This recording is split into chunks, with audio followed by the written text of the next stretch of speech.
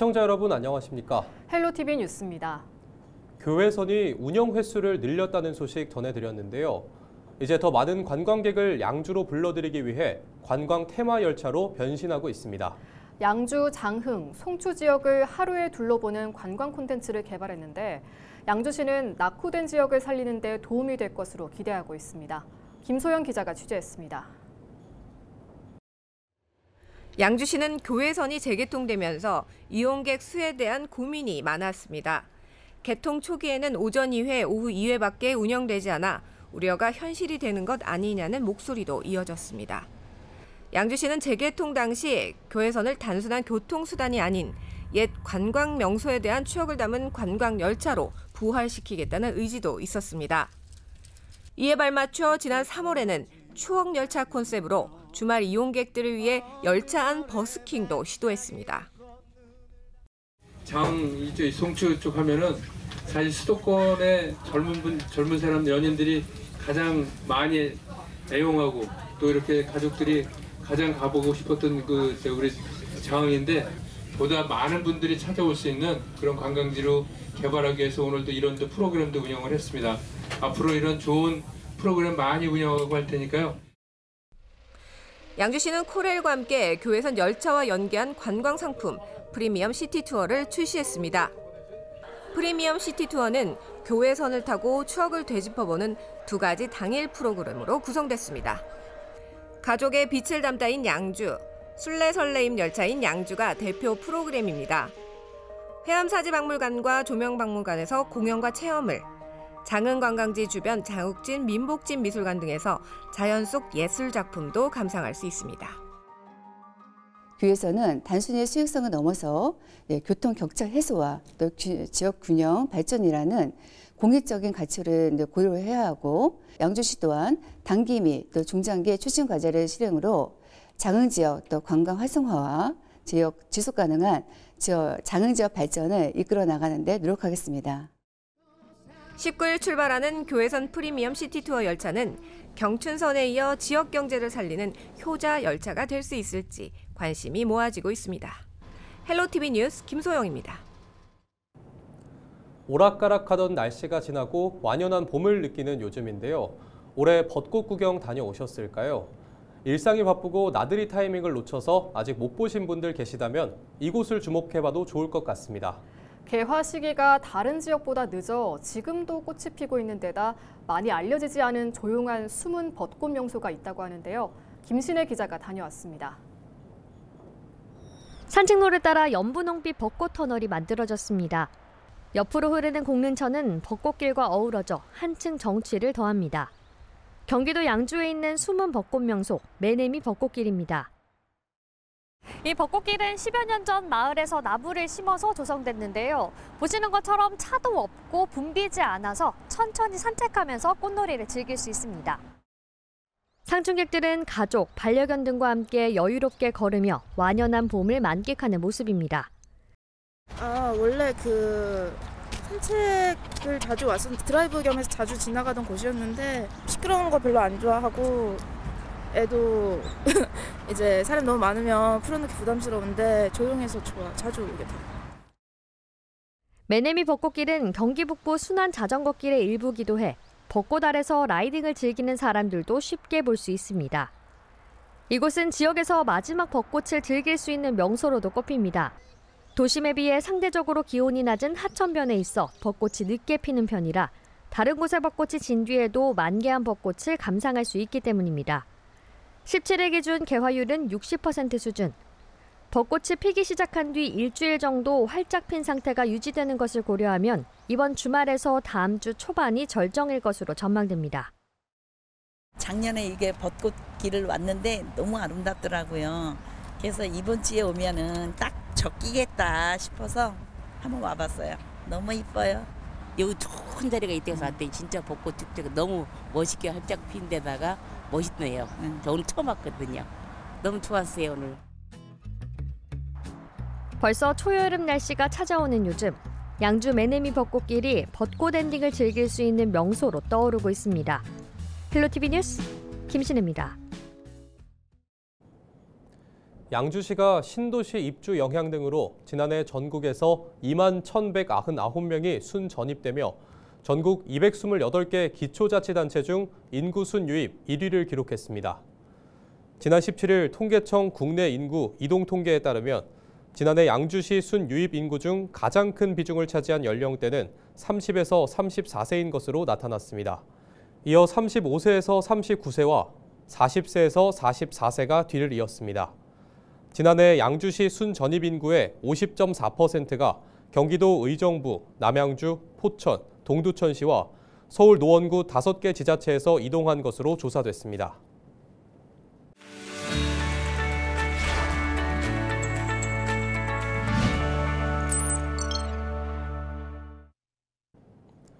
우리 지역 국회의원들의 한 주간 활동 상황 살펴보는 국회는 지금입니다.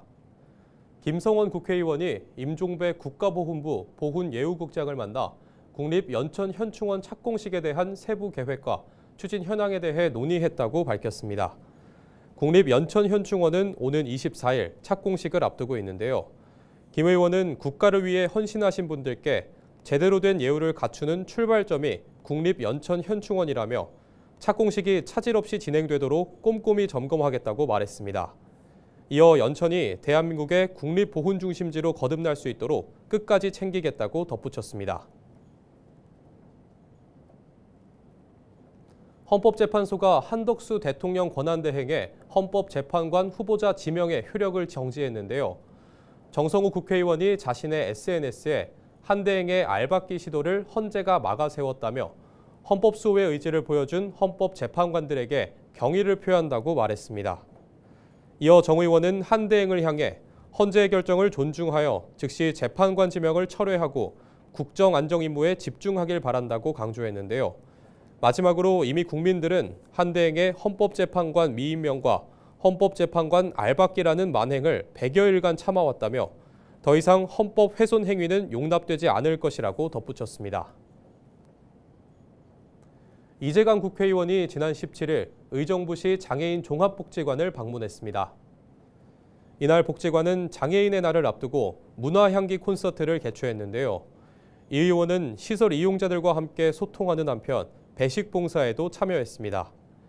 이 의원은 짧은 시간이었지만 따뜻한 인사를 나누는 참 고맙고 소중한 순간이었다며 앞으로도 시간이 허락하는 한 자주 찾아뵙고 장애인들의 목소리에 귀를 기울이겠다고 말했습니다.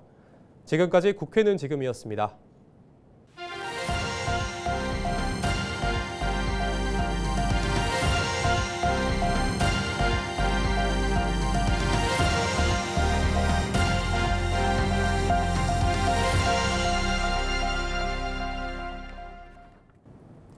전세 사기 피해가 줄지 않고 있는 가운데 전세 사기 특별법 종료가 5월 말로 다가왔습니다.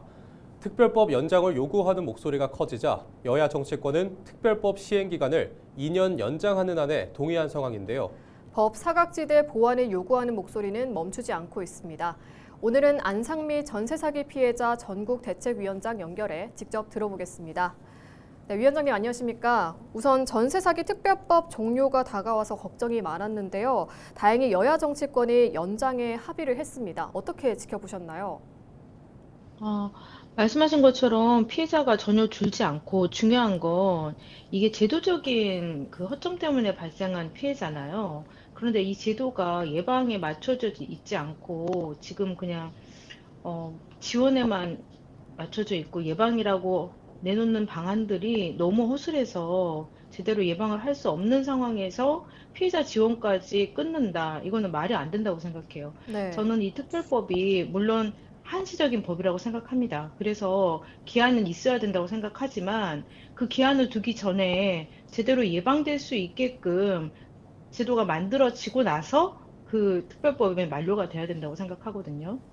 시간이 별로 없습니다. 특히나 대선을 앞두고 있어서 이러한 민생임에도 불구하고 논의될 수 있는 기회조차가 많지 않아요.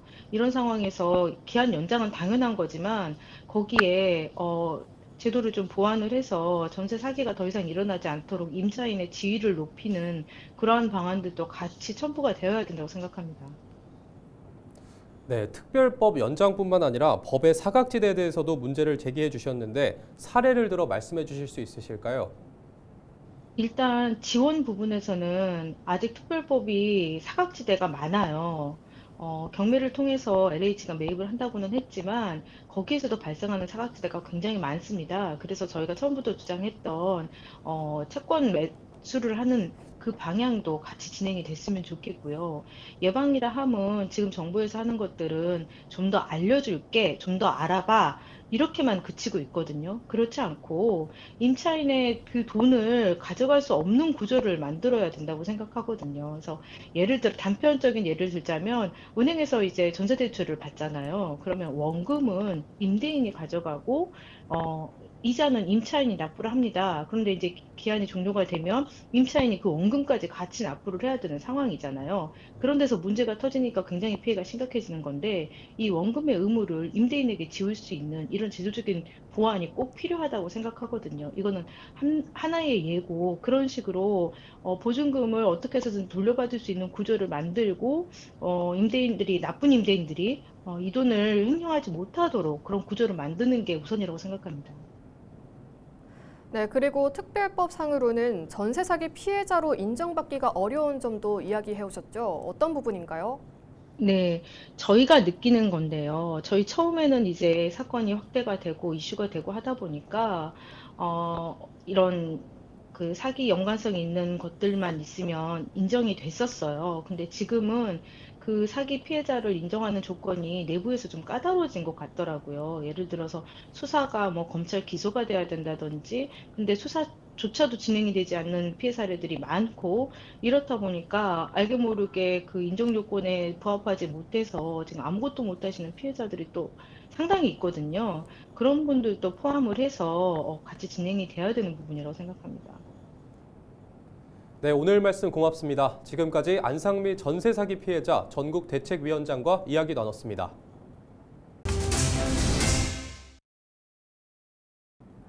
의정부시는 전세보증금 반환보증 보증료 지원 사업 지원금 상한액을 30만 원에서 40만 원으로 인상한다고 밝혔습니다. 지원 대상은 의정부시에 거주하는 무주택 임차인으로 신청의 기준 보증 효력이 유효한 전세보증금 반환보증에 가입돼 있고 보증 가입 주택의 임차보증금이 3억 원 이하, 소득 기준은 청년 5천만 원 이하, 청년 외 일반 가구 6천만 원 이하, 신혼부부 7,500만 원 이하에 해당해야 합니다. 민간 임대주택에 관한 특별법에 따른 등록 임대사업자의 등록 임대주택에 거주하는 임차인과 임차인이 법인인 경우 등은 제외됩니다.